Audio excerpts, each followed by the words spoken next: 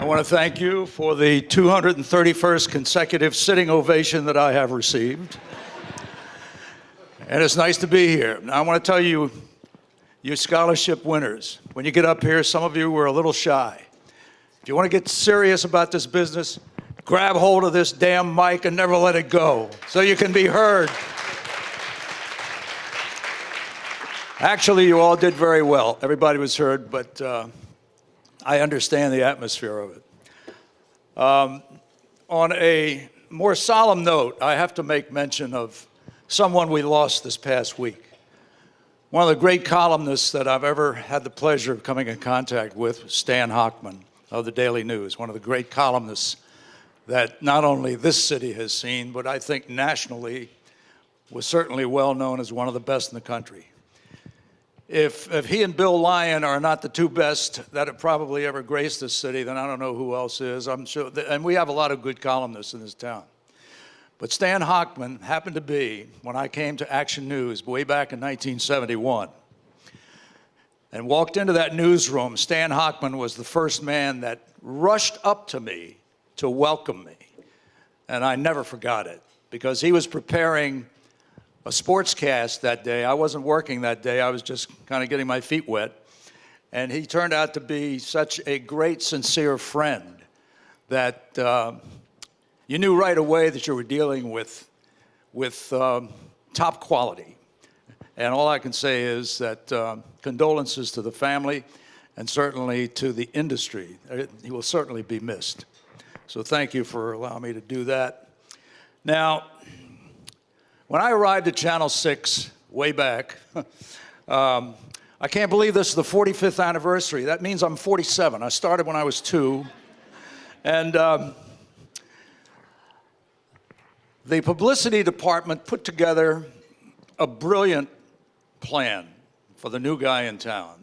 The only problem was I had a lot of trouble with it because they put me on the firing line because the commercial was, I'm walking through the park, and the video starts with the narration and say, well, Joe is our new guy in town, and he likes the solitude of the park, walking among the trees and the birds and everything.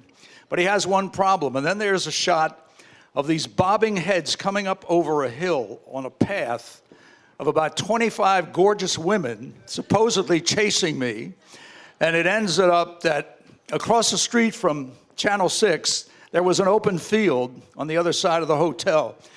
And they had a shot of me running way off into that field. And these gorgeous girls who were dressed to the nines in high heels, after about 10 yards, most of them gave up except for about 7 or 8. They kept running. So first of all, every girl in town says, who does this guy think he is? And every guy in town said, who the heck does this guy think he is? So there I was. But luckily, they finally accepted me because I did know a little bit about sports. Now, what else happened? We had, well, first of all, the newsroom, tremendously talented in those days, not that they aren't now. But when you go into a newsroom, you become a family. And when you learn who these people are and what their function is, they're all, to me, stars in their own right, because they know stuff that is difficult to learn and also to learn it under deadline. Because when that red light goes on and you're not sitting there in front of the camera, you got a big problem. So learn your skills well.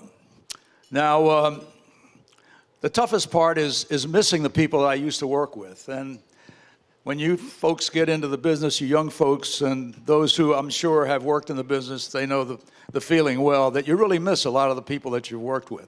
We're able to meet each other as we come to functions like this and say hello again, which is good. But I've got to tell a few quick stories. Larry Kane was our anchor guy. A guy named John Hamilton from Rochester, New York, I think he was our weatherman, and I was a sports guy. We were the first Action News team. Now, John Hamilton didn't only last, I think he lasted about 1.5 years. And I must say that we used to kid John about his toupee, because I'm sure there were birds living in it. And one of the worst we've ever seen. But anyway, John was still a very good newsman, but a weathercaster. But about a year and a half later, we got Jim O'Brien to come in from radio, which was downstairs in the same building. And the three of us, I called us the United Nations of Action News. Larry was the Jewish guy, Jim was the Texas Baptist, and I was the Italian Catholic. So we had a little United Nations action going there. But we used to kid Jim O'Brien about the suits that he wore, because he would find every sales deal in the city. And we'd always ask, when he had a suit that we hadn't been familiar with, we said, "Hey, Jim, where'd you get that suit? What'd you pay for it?" "I went over to Sears, paid $48 for it." So we used to kid him. Whenever the new suit came in, the very first day, we made sure that around 11 o'clock, we'd say, "Now listen, Jim, you got to get home before midnight, because at midnight, the suit disintegrates." And he didn't like that. Jim had his own way of doing things. He was, I'll never forget that he and Steve Levy, another of our anchor guys down through the years, were great friends, and they both had motorcycles. And they had some time off. They both rode their motorcycles from Philadelphia to Los Angeles, and they did not stop. They went almost 3 days without any sleep, fell asleep at the wheel a couple of times, but luckily, righted the wheels.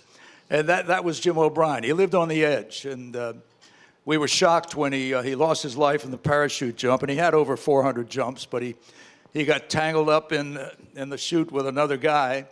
They tried to come down together, or at least the other guy did. He said, "If we both hang on to each other, we might get a broken leg, but we'll live." And Jim said, "No, I got to cut away." Well, when he cut away, he was only about 150 feet off the ground, and he went in. So he's a tremendous loss, and he is still considered a great icon. Also, I got credit from one of our great street reporters named Rich Kellman. He was an excellent street reporter. But he got a job in Buffalo to become an anchor up there. And I gave him just a little bit of advice, and I told him, just as I told you folks early here, I said, "Rich, now that you're an anchor man, speak loudly." And he always credited me with the success of his career. I said, "Rich," I just said, "make sure they can hear you."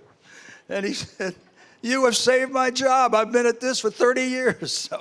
So anyway, you never know how you're going to help somebody out. And then, of course, we had the time when we were in our studio, and the gay group broke into the studio and got on television and said, "We want more representation." Jim O'Brien went viral. He grabbed anybody and everybody he could, throwing them out the door, and I grabbed this one guy that was like 6'4", maybe 300 pounds, but he was dainty.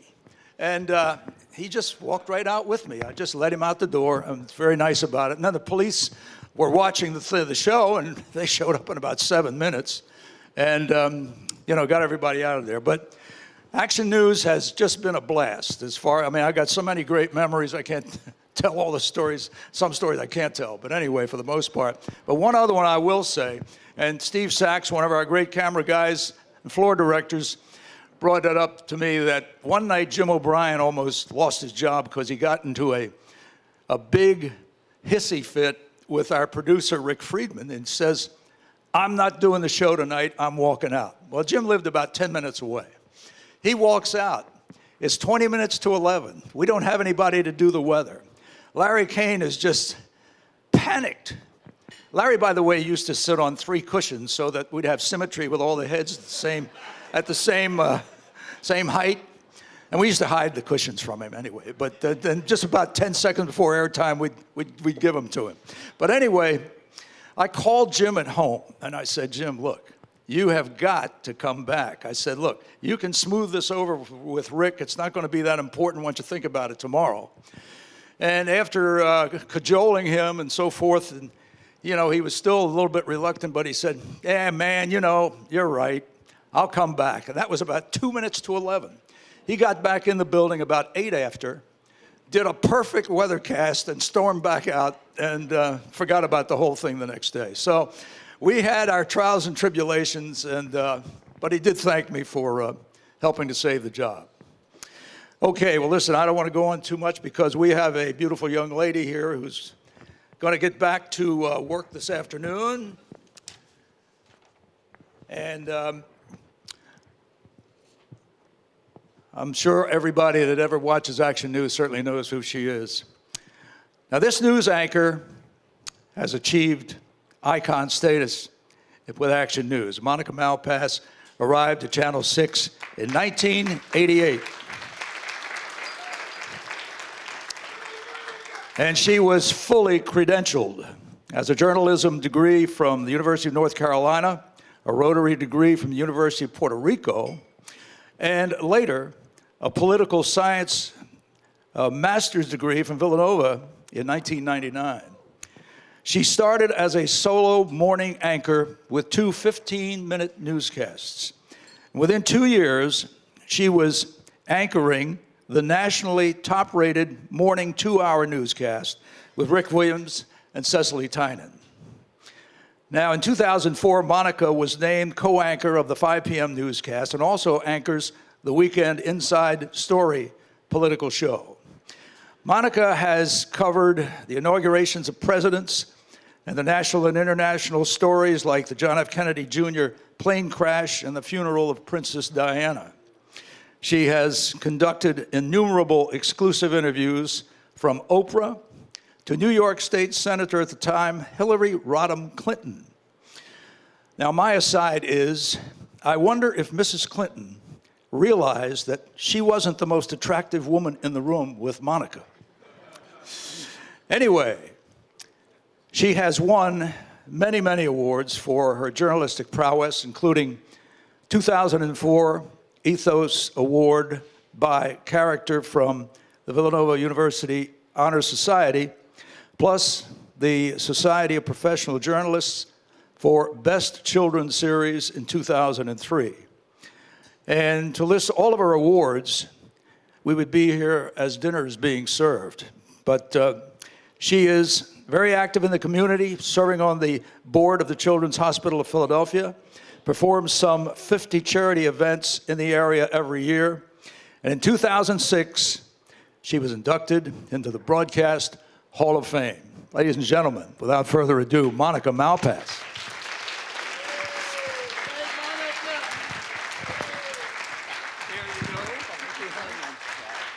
Thank you, my goodness. Thank you, Joe.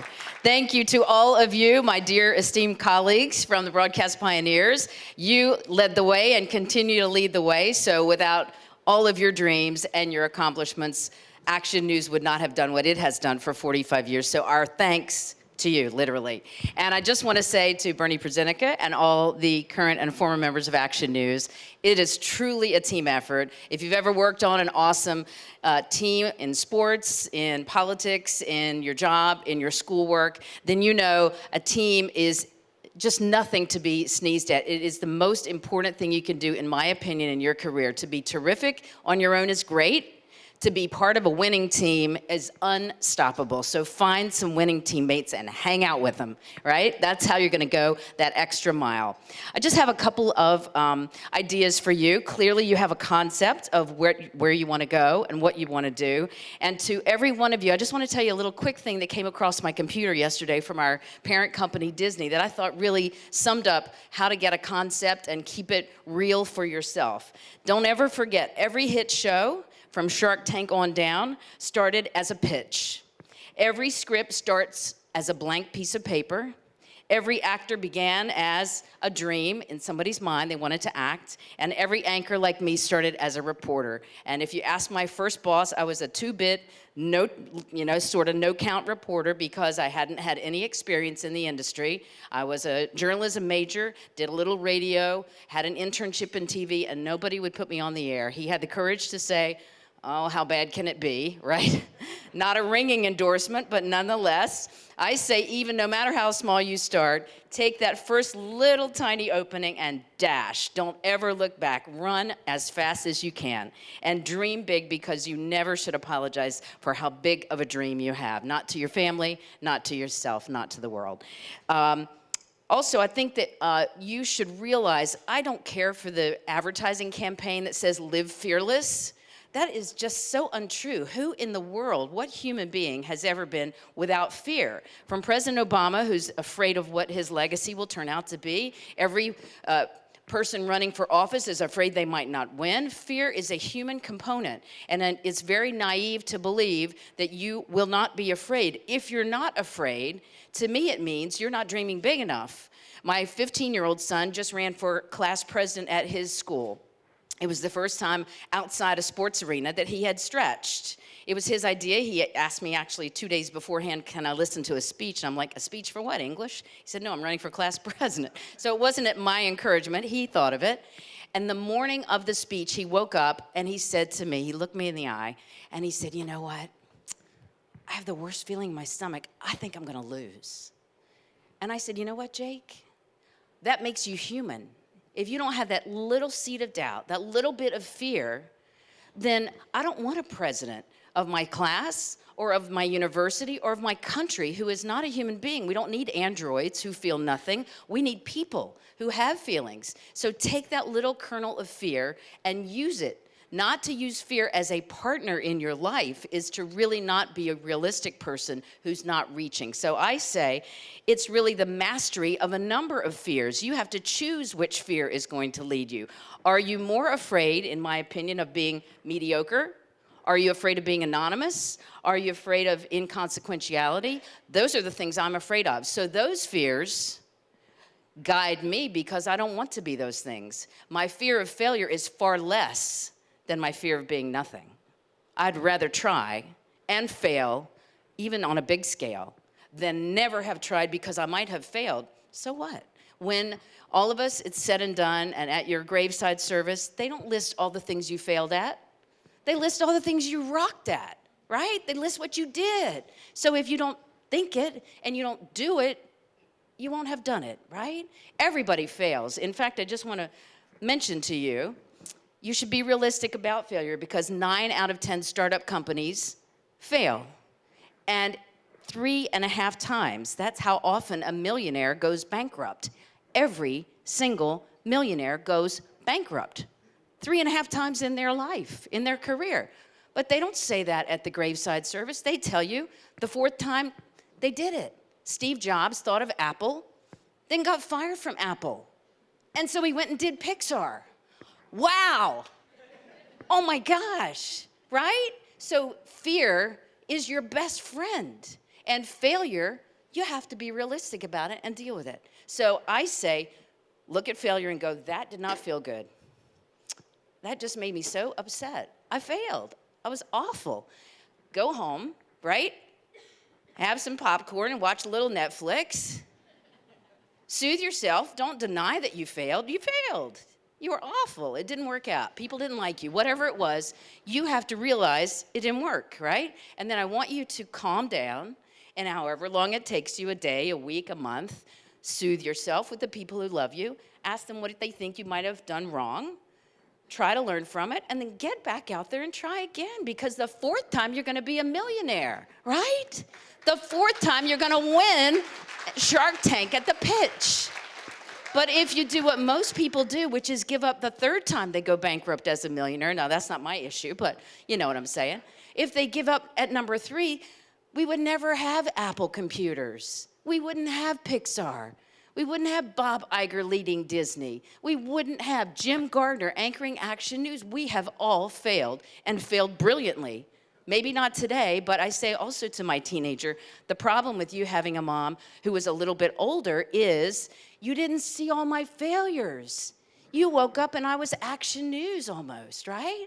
That's a little bit unfair, because if you had seen the 50 no letters I got when I tried to get my first job, you'd have been like, that chick is never going anywhere in TV. Why doesn't she just go back to the mall? Right? I was selling skincare during my college years. I should have been at the mall. But look, I didn't get the first 50 jobs I tried for, and I still got up and said, guess what? The same thing I said to Jake about the presidency. You're a nice guy. You are a smart guy. Somebody's got to win.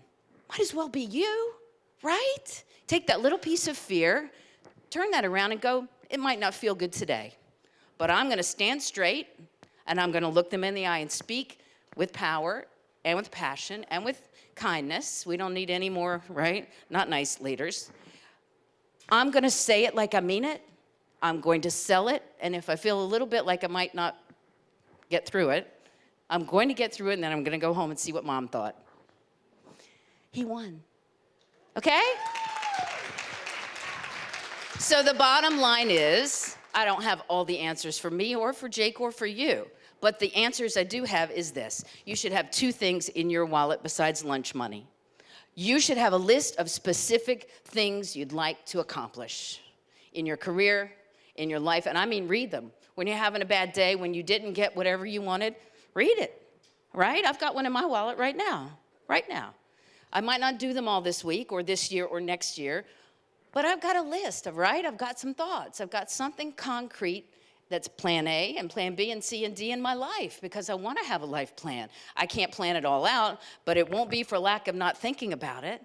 And the second thing I want you to put in your wallet is a quote from someone in the universe that means something to you. My quote is by Henry Ford. He was about this tall, right? He changed the world of mass production, and we all have cars today thanks to Henry.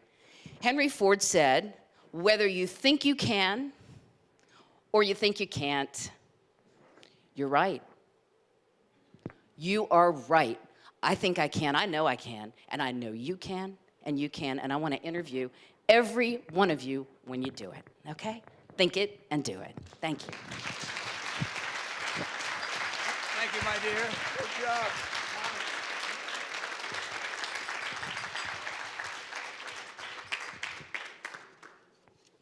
Another great performance by Monica. Thank you. I've been remiss in thanking and congratulating all of you scholarship winners. I was remiss in doing that. But really, this is just the very first step for what could be long careers. So, take heed of what's being said here today by people who have gone through it all. And she's absolutely right. I mean, I've talked to actors and actresses, other types of performers in the business, and every one of them said, and I said, do you ever get nervous? And said, are you kidding me? I always get nervous. And most of them say the reason they get nervous is because they know that adrenaline is starting to kick in and you're going to give a better performance. And that's basically what happens. So don't think that you're by yourself fearing something or getting ready to go on for the first time.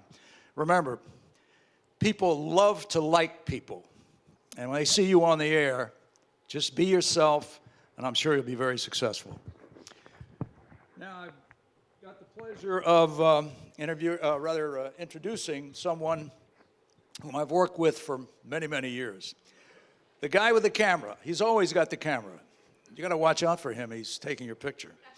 Bob Kravitz. He's an Olney High School student, got a job at the defunct Philadelphia Bulletin newspaper in 1963 in the features department, making sure that the comic pages appeared on the right day. That's what it says, Bob. Did you ever miss a day? Yes. Okay, that's what I figured. Attending Temple University in 1968, he broke into TV at Channel 6 as a sound technician. He was taught film editing and photojournalism by some of the best photographers in the city. At age 21, he became the youngest photojournalist in Philadelphia, beginning a 43-year career where several generations have viewed his photo stories. Showing no partiality due to the quirks of the business, Bob has worked at all 4 major television stations here, often shooting stories from news helicopters, and I found out just today he's working part-time in the news helicopter. What are you, an Iron Man or something? Anyway, in his spare time, he studied voice and training and sung in operas, Broadway shows, concerts and playhouses in the area, as well as New York. And when you see a guy with a camera, let's presume that it is Bob. And I'm very happy to see that everybody is still here actually knowing that we're going to do some singing toward the end of the program. It's amazing. But yeah, well, it'll be a quick exit, I'm sure. Anyway, ladies and gentlemen, Bob Kravitz with a few gems from Action News. Thank you, Monica. Very good, Monica. Hello, everybody. There's other situations behind the scene and I'm one of them. I'm the photographer. I'm the other half of the reporting team. Pictures make the words, words make the pictures. Being a photographer was the most exciting thing, and still is, ever in my life. But the one person I have to really thank who stood by me this whole time, Susan, my wife. Believe me, a lot of birthday parties missed, a lot of anniversaries, and everybody in here who is a vet of a news organization knows that saying or calling your spouses or your boyfriends and girlfriends and saying, I can't go, Frank Rizzo is having a press conference. That does not go well with the other half sometimes, but Susan persevered through everything. My job at the beginning started at WFIL, which then turns to WPVI. Then we were WFIL News. That was something. If we went to a press conference, what would happen is the press conference, if we were late, would already have started. All right, so we'd have to talk to someone after the press conference was over. Action News started 1970. Action News was still below. 6 months into Action News, we became #1, which ended up changing a lot of the news photographers' jobs into being, we had to organize ourselves and not just shooting film and keep shooting it as it happened. Because the format for Action News was most stories by a reporter was a minute 40, could not go past that. Most narrative voiceovers were 30 seconds, but you had to have a money shot in anything you shot, except for press conferences, because they were voiceover, but any kind of news situation, there had to be a money shot, whereas before the anchor, Larry Kane, before the reporter who started his story, or her story, started to talk, you had to have a shot of action, whereas they would that would be the beginning to get your attention. So our focus was changed, not just shooting straight film and listening to a press conference or shooting straight onto a news story. Our focus was to make sure you told that story inside the camera in case the reporter, like Kathy Gandolfo and Monica Malpaz, could not really, do things with it if they weren't ready or whatever, and they would put it on a voiceover, or it would just be a picture where the picture told the words. Now, being a photographer, I can tell you, and being a reporter, Kathy can tell you, there were many, many stories just like these guys. I'm only going to tell one, because I'm only going to talk about for 5 minutes or less. Frank Rizzo. Everybody knows he was Commissioner Rizzo, Captain Rizzo, Commissioner Rizzo, and then Mayor Rizzo. It was the Queen coming into Philadelphia. Frank and I became sort of buddies. He called me with a lot of breaking stories, and Kathy and I were at some courthouse doing a story when Frank died. So he comes up on the Art Museum steps in his limousine. And it was a limousine this time because the Queen was behind him. Out walks Frank. Then the car of the Queen comes behind him. The Queen walks out of the car, then Prince Charles, and then Prince Philip. They all walk out of the car, and Frank walks over to the Queen, and Frank always called me Junior. Walked over to the Queen, put his arms around the Queen, and said, "Would you like to wave to my friend Junior over there?" And she waved. So we start walking with Frank up the steps, and Frank was a very headstrong, his heart was on his sleeve, said whatever he wanted to say. As we walked up the steps, Frank turns to me and another photographer from Channel 10 and says, "Ain't this a crock of blank?" And you could hear it. I mean, and I know the Queen heard it. That was one story. The other stories were great stories, and there were a lot of tragic stories. John over here, photographer for Action News, will tell you, you get into one spot, and it's a beautiful story. Then the next thing, you're covering a shooting. I sat in front of the first move situation for a week, waiting for it to start. A week later, it started. So here we go. We're shooting this whole thing. Suddenly, Officer Ramp gets shot and he's killed. It's tragic. The next day, I'm on the plane with Jim Gardner, and we're going to talk to John Paul II, and we're going to we're going to cover the papal, what do you call it, when he became the Pope, when John Paul II became the Pope. So we were there a week. So we went from a tragic shooting and a tragic situation to a great story of the Pope. We travel. We get to meet people. It gets to be, I sat with a king for dinner. I sat with a queen in the art museum. I sat with convicts at a prison, murderers, and I sat with children who made it and other tragedies. But like I said, there is other things besides being a broadcaster, and I talked to a couple people who are in film school, and I'm really glad about that. Video and film, if you can learn film first, your video will be easy. So just keep yourself going, keep yourself positive, and don't take any criticism to heart because you get a lot of it. And enjoy yourself. That's the number one thing. If you go to work not thinking it's work, you'll be happy for the rest of your life. Thank you. All right, Bobby. Bobby, didn't Frank Rizzo call the Queen Queen instead of Your Highness? We really called her Queenie. Queenie, yeah, okay. Just want to make sure. You know, Bobby and I worked together a lot, especially at spring training with cover the Phillies. And Bobby was always going after that artsy shot. I mean, we saw more shots of palm trees, of beaches, of the water, of, beach umbrellas, things of that nature. He needed those shots to sort of go from transition to transition, from one interview to the other, and so on and so forth, with a little voiceover in between. So I always had to keep an eye on Bobby because, hey, Bobby, we have an interview. He says, no, wait a minute, I got to go down to center field and get this shot.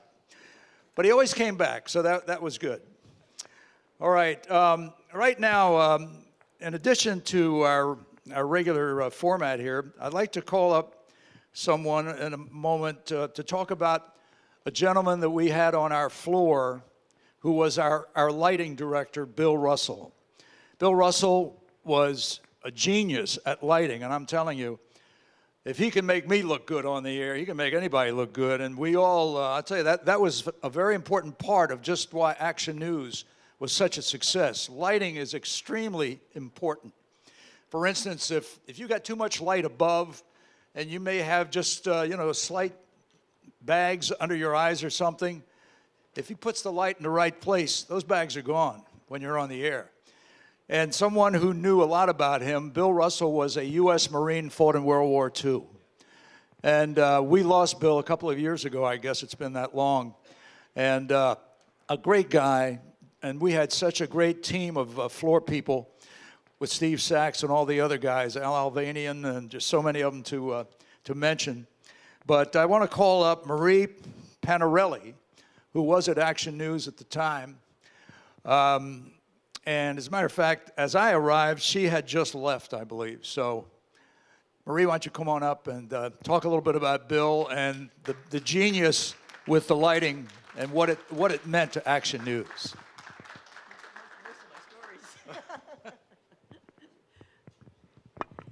Oh, well, you're looking at a dinosaur, really, but I'm not ferocious. Tenacious maybe, but not ferocious. But I just want to tell you about, before all of the equipment that we have today, all the remote controls and all of that is very necessary, and I'm not saying that it is wrong. I think we have progressed a lot. But in the, quote, olden days, we had a crew, and the crew depended on the crew chief. And I think that Channel 6 had probably the best crew chief in the city, my biased opinion, but I think people from other stations would probably also agree with me. Bill was a fine person. And he was a Marine. He was strong. He knew, he could get his guys into shape easily. But he also had a great, great talent. He knew how to light people. Now, I don't know if you know the story about Larry King. Larry King was a wonderful, well, he still is, a wonderful reporter. And at the time, he was young, had a wonderful voice, but he wasn't the best-looking guy for TV. However, and he was short, and they toasted him, rather they roasted him one time, and I said, no, you gotta toast Larry King. But what happened was that on the set, Bill Russell took time with Larry, and he lit him so beautifully that he looked like a movie star. I don't care how short he was or how many telephone books he sat on. That didn't matter. He had a wonderful voice, a great reporter, and what happened? He was the face of Action News. Larry King was the face of Action News because people didn't relate to the people behind the scenes. They related to what they saw on the air. And that was all due, I believe this sincerely, to the way Bill Russell, fine crew chief, lighted him. I don't know whether or not they still have crew chiefs. I think everything is automated now, I believe, pretty much. I mean, you'll see a little camera, but there's nobody behind it. But it's pretty much that. In the, quote, olden days, it was a lot different. But like I say, I'm a dinosaur. I have to tell you one funny story, though. I got a message from Pat Delsey. I wanted to know about I saw that my friend, my colleague, my boss, Lou Klein, was going to be one of the speakers.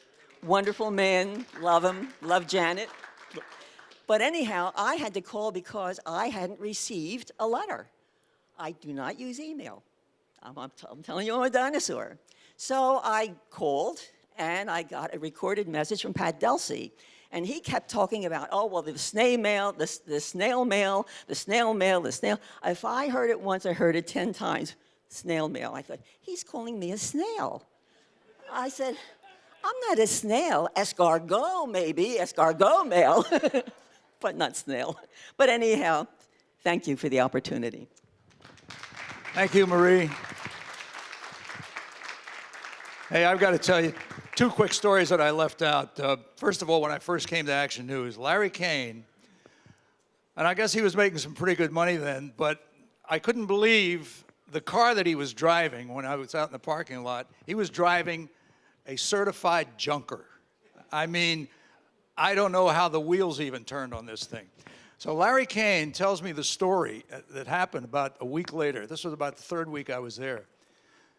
He stopped at a red light downtown, and this school bus pulled up, and these kids are hanging out the window, and they recognize Larry King.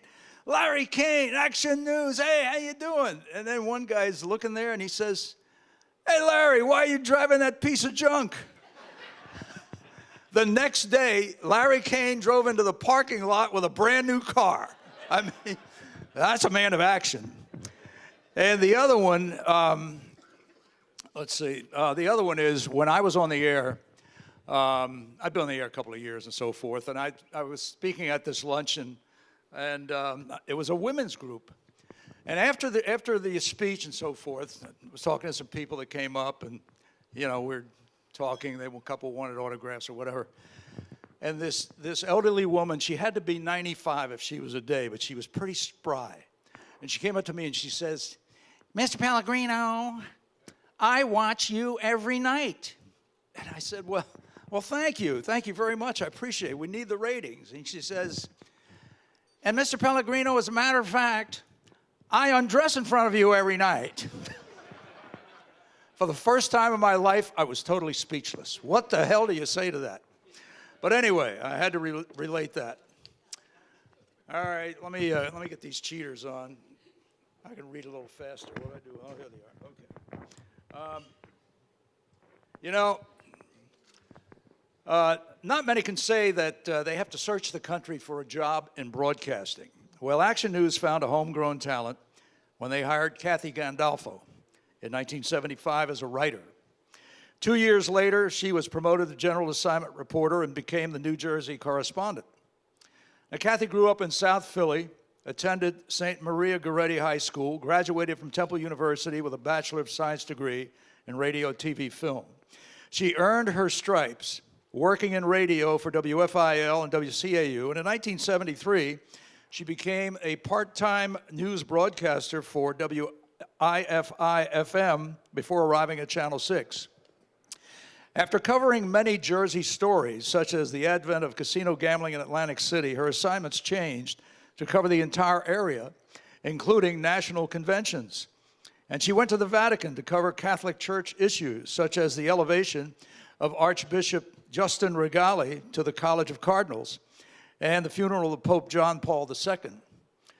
She was also the annual host of the Columbus Day Parade for Channel 6. If there was a major story in the Delaware Valley, nationally or in a foreign land, Kathy was usually there.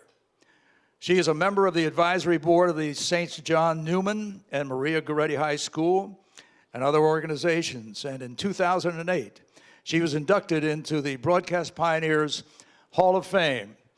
A lady with a great story, Kathy Gandolfo.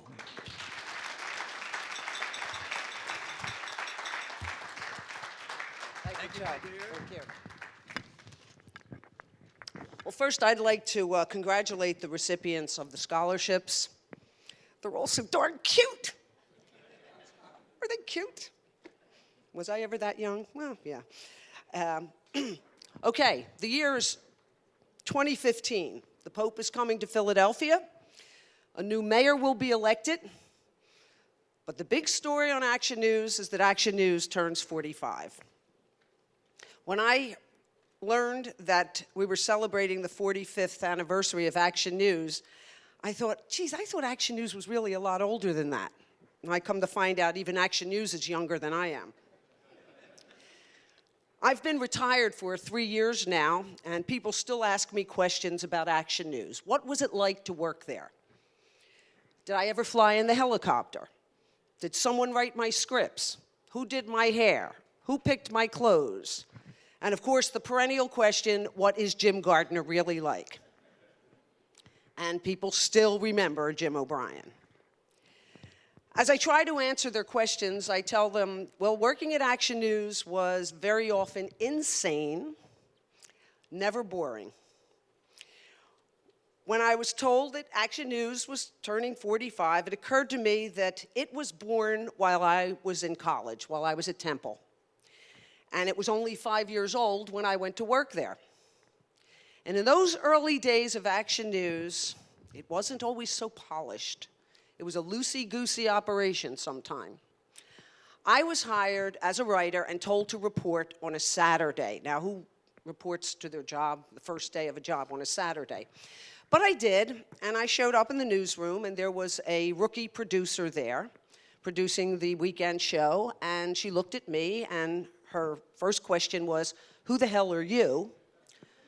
The second was a barrage over how managers could possibly send a brand new person on the weekend. And of course, there wasn't a manager in the building. So I just shook my head and I thought, oh my God, what did I do? Is this really where I want to work? Well, I did, and I stayed for 36 years. I don't know whatever happened to her. There were times in those early days that I felt that no one was really running the newsroom. I could remember one period of time, about a 6-month period, where we really were without a news director. We had an assistant news director, and I'm not sure how much he actually knew about television news, but somehow the shows got on the air every day. And that was because of the talent in that room. That was because everybody at Action News knew exactly what their job was, and they did it every day, like a well-oiled machine. And then there were those early Christmas parties, the ones held across the street at the Marriott, what was then the Marriott. In the middle of the day, what was the wisdom of that? Well, anyway, again, somehow those news shows got on the air. And again, that speaks to the talent and everybody knowing exactly what they had to do. Finally, Alan Nesbitt arrived. Alan Nesbitt was a longtime news director at Channel 6. And he wondered why there were so many people in the room who were actually part-time employees, yet worked all the time. I was one of them. And myself included, and several others in the room, we were given the opportunity to advance. For me, it was reporting. For others, it was producing. It was directing. Some moved on to other stations. But everybody got a chance. And it was great. Those opportunities at a major market television station don't really happen today. The changes that occurred in the last 45 years, incredible. When I started, we used typewriters. Remember what typewriters were?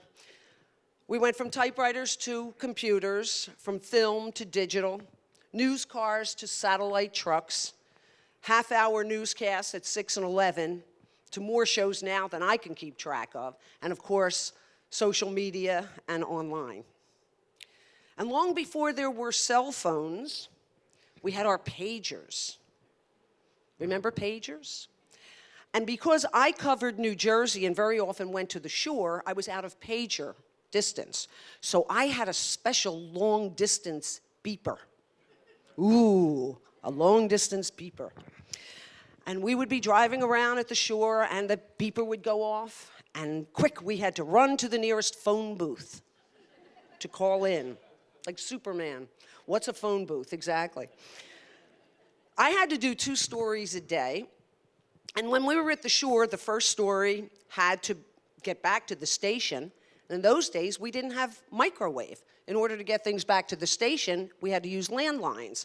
Well, on a daily basis, that was too expensive, and that just wasn't going to happen. So my first story from the shore, I would carry a little portable typewriter.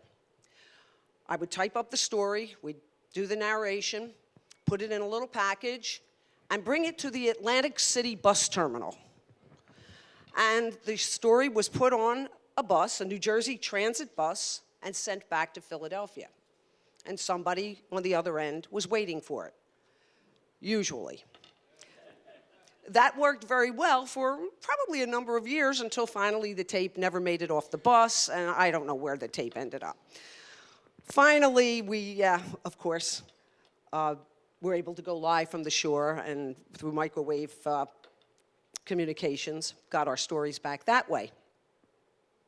Back then, in my early days at Action News, there wasn't the emphasis on weather that there is now, that happened over the years. But I like to say that my first major storm was Hurricane Gloria, and that was in 1985. There were about 12 of us sent to the shore to cover this storm. We were set up in Boardwalk Hall on the balcony. It took that many people. It probably took 12 people to get this on the air. Again, phone lines. We went out, we shot some video, came back, had to feed it back. Everything was done from Boardwalk Hall. A little aside to that story, we had been staying at the casino hotel next door, the Trump Plaza, but because the places were being evacuated, we were actually thrown out of our rooms, so we had to stay at Boardwalk Hall.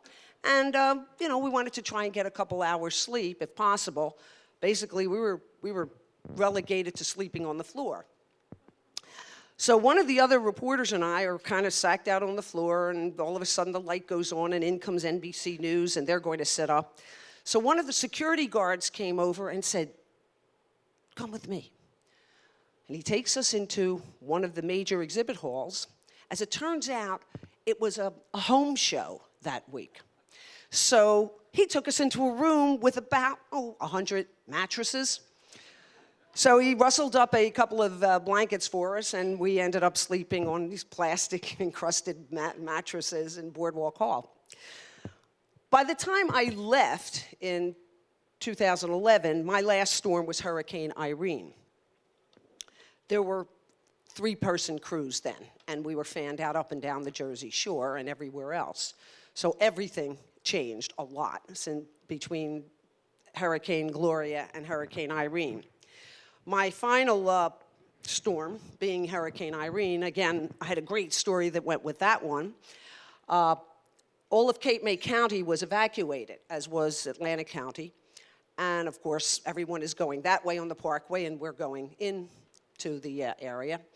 And Channel 6, our bosses, did not want us to stay on the barrier islands for fear that the storm was going to be really bad. So we were booked at the Palatial Highland Motor Inn on the Garden State Parkway, which I think rented by the hour, but I'm not sure. In any event, we go in, and I hand my card to the lady, and she said, "You understand now, this is a big storm coming." And we said, "Yes, that's why we're here." She said, there will be no housekeeping. I said, "I understand. There's a chance we're going to lose electricity." Well, we understand that too. "And that means you may not have any hot water." We understand that.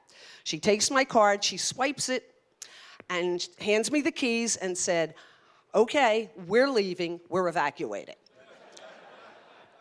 So that was it. It was my crew and I in the Garden State, or the Highland Motor Inn, covering the storm, which turned out not to be too bad at the Jersey Shore anyway, but that's another story.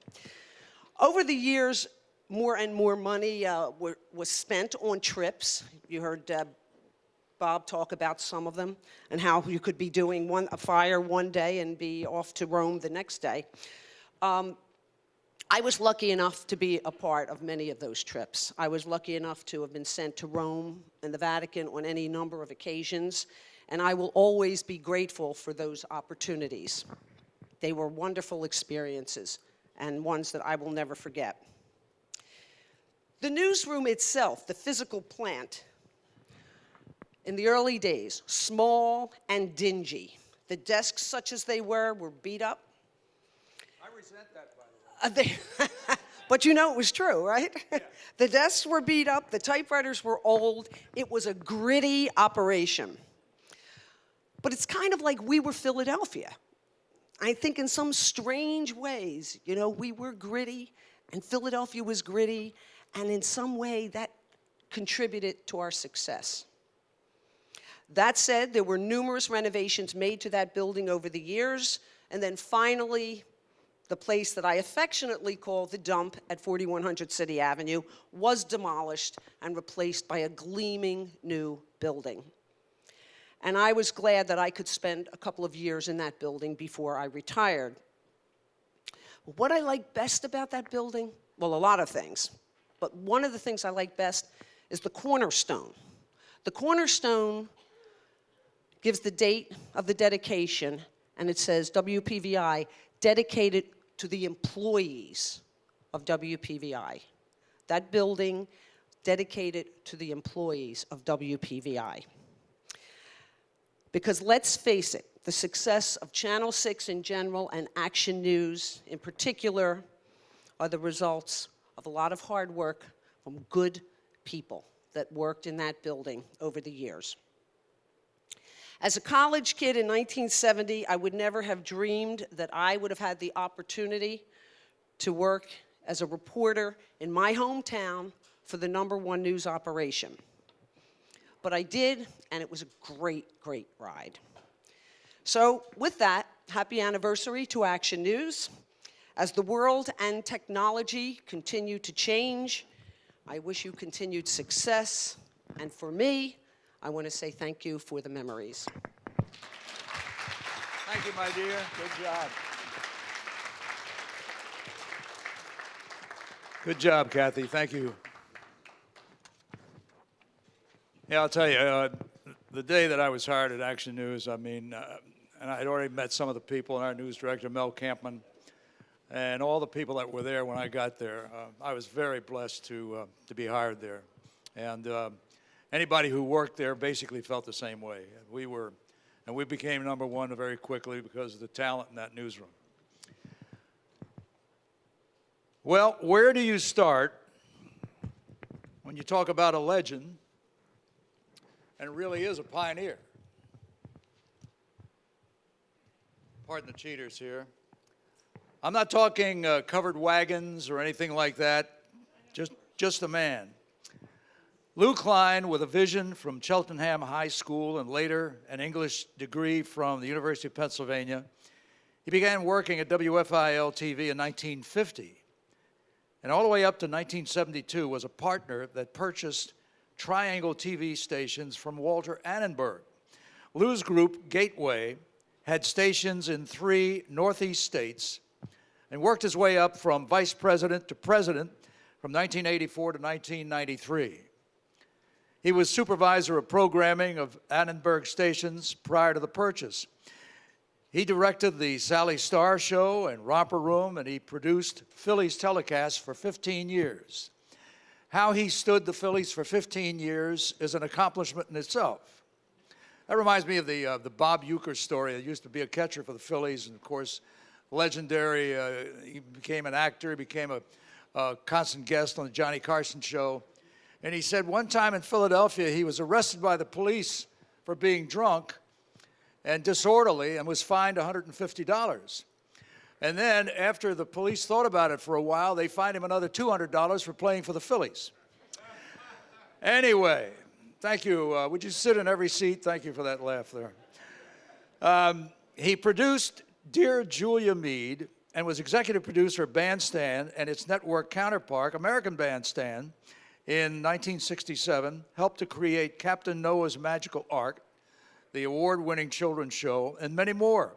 He was president of the Pioneers in the mid-'70s. He was named Person of the Year in 1982 and inducted in the Pioneers Hall of Fame a year later. He has served as president of TRAC, the TV and Radio Advertising Club, as well as teaching at Temple University in the communications department for 5 decades. All the while, an English department faculty member at Penn. Lou also served on the board of directors at PAL, the Police Athletic League. And Lou, you might remember that I used to play in the PAL celebrity softball games down at the vet. I even got a couple of hits. Anyway, I was on scholarship for baseball and basketball. Anyway, as for a number of years, served on the board of directors of Dick Clark Productions. Lou and wife Janet have 2 children, and the Kleins love to travel. Lou is always ready, or was all ready, for a good tennis match until he hurt his back a couple of years ago. But if I listed all the awards this gentleman has been given down through the years, we would be seeking sleeping accommodations here at the club. So without further ado, ladies and gentlemen, the icon of Philadelphia, Lou Klein.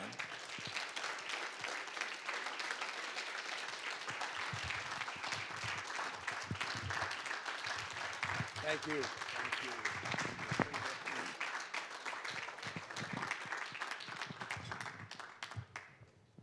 Maybe we will be sleeping here.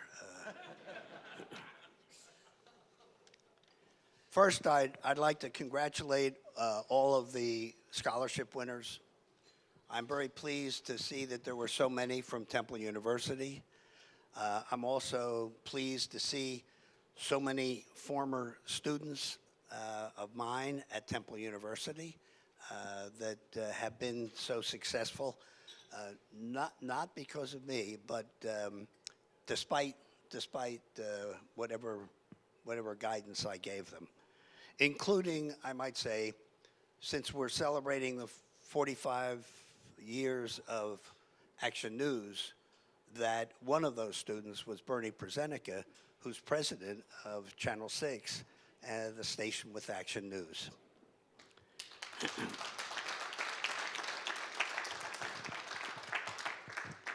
Now let me tell you about the time before there was Action News. There were 3 major stations here in Philadelphia at that time, 3, 6, and 10. It was then WFIL, Channel 6's news was in 4th place, and there were only 3 stations.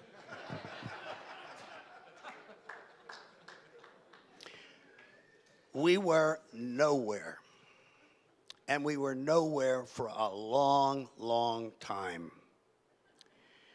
We went through anchors like it was a sieve, I guess you might say.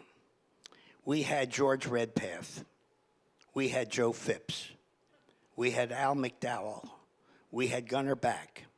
We had Jackie Mullen. We had Frank Hall. And we were still fourth. We saw an advertisement by a professor at Iowa University who was looking for jobs. He was teaching research at Iowa, and he was looking for some outside work doing research and statistics, which again was what he was teaching. His name was Frank Magid.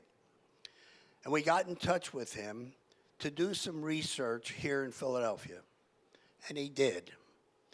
And Channel 10 with John Facenda, many of you remember that name, and Channel 3 with Vince Leonard were so far ahead of us that we felt it can't get worse, it can only get better.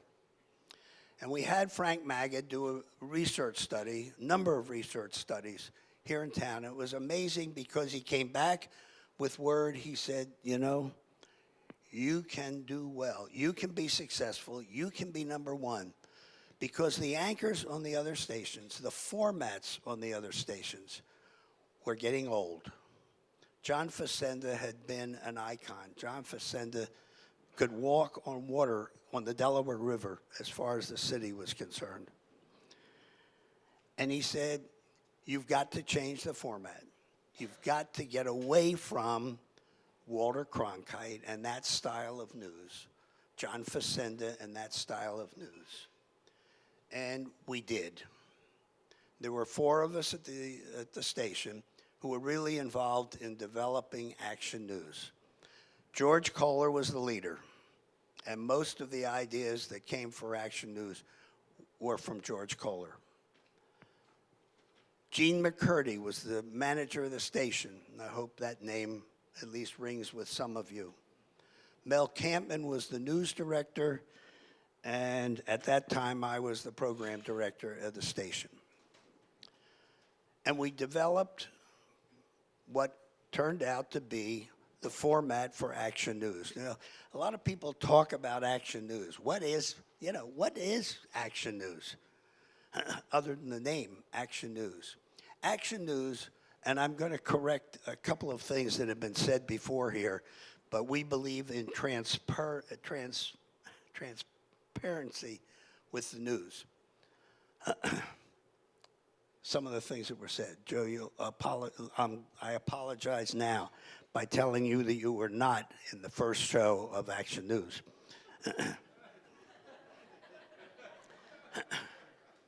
But Action News was no longer the 90 seconds for a news story. That was unheard of. I mean, we accept that now. Like, if it goes more than 90 seconds, probably the reporter gets chastised. But 90 seconds limit for news.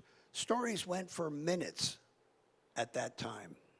More stories, which is what Bob was talking about. Suburban coverage. Today, and Kathy was talking about New Jersey, but today the suburbs are covered beautifully, but they weren't before Action News, unless it was a major, major story, of course. There was transitions between stories.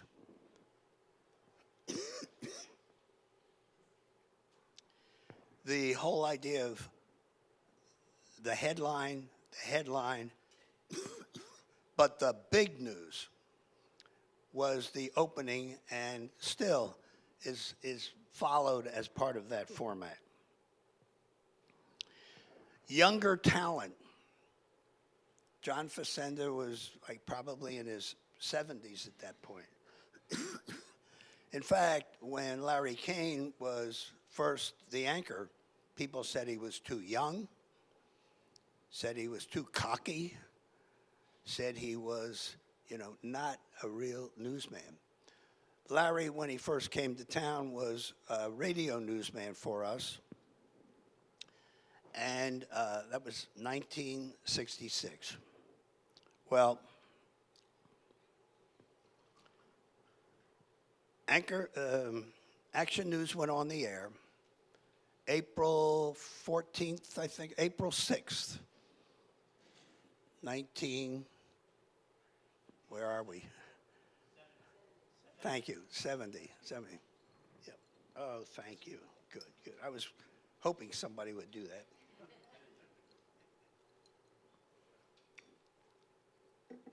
It was shocking, Action News. It was different.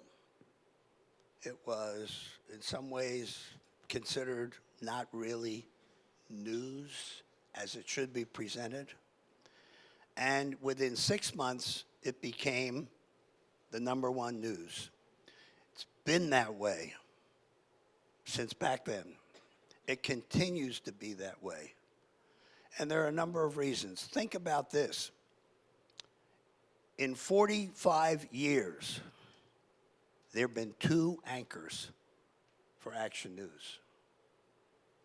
The continuity, sticking with it. And I attribute a great deal of the success to both Larry Kane and to Jim Gardner and what they brought to it. Well, the format was successful 6 months after it started. And within a short period of time, there were 200 stations in the country that took on the format of Action News. You wonder where the title came from. George Kohler lived in New Jersey. He was driving home from the station one night, and he saw a billboard just around the Ben Franklin Bridge, and it had the word action for whoever the advertiser was. And he came in the next morning and he said, "That's the name we're looking for." And off a billboard at the Ben Franklin Bridge became the name Action News. The promotion then and continues to be outstanding. So when you think of continuity, when you think of promotion, when you think of the format, and it's interesting, a lot of people have come and gone from the program, except the anchors. But regardless of who was doing the weather, whoever's been doing the sports, the format of the Action News show really carries that program. When Jim O'Brien unfortunately died in a terrible accident, everyone said, what's going to happen to Action News and its popularity without Jim O'Brien? And then Dave Roberts came along, and there was hardly a ripple.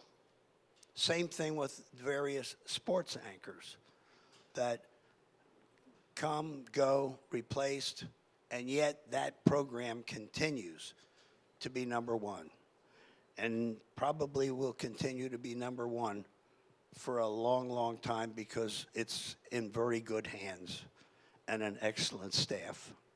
Now, just a couple of things. We've been sitting at the table, and I've been teasing especially Steve Sachs. Who were the first 3 people on that show? The anchor, the sports, and the weather. And Steve, who was at the station for 90 years, couldn't come up with the answer. But I tell you, it was Larry Kane and a man by the name of Dr. Francis Davis, who was probably one of the dullest weathermen ever to be on television. He was a professor at Drexel, and you know how professors are, and he was, yeah. Wait a minute. He's talking about me, because Jerry was in my class, Ed was in my class, Bernie was in my class, Bob was in my class, Brad was in my class. Anyhow,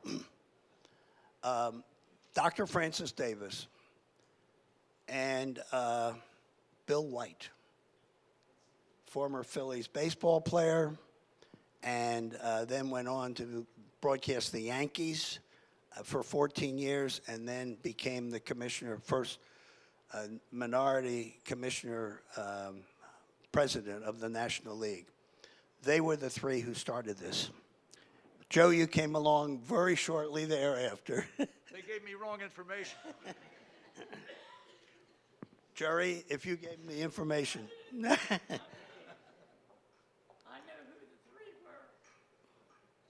Anyhow, the station,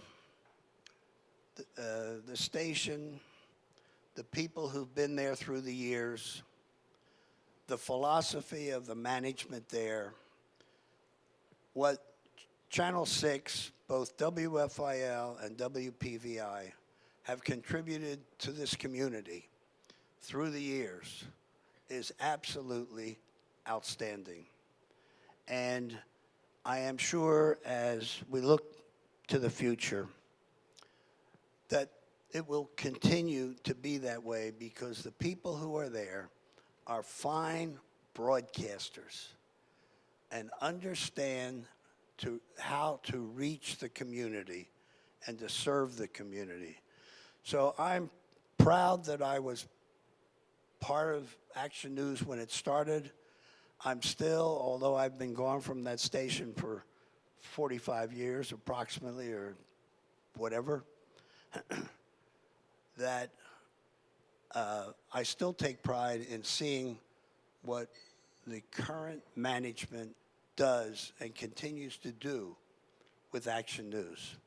So congratulations to the scholarship winners, and again, on a special occasion, congratulations to all of the people who have made and continue to make Action News a shining example of broadcasting. Thank you. Great job. Thank you. Lou, thank you for allowing me to be part of your great legacy about this monumental television station and what it's accomplished. Thanks so much.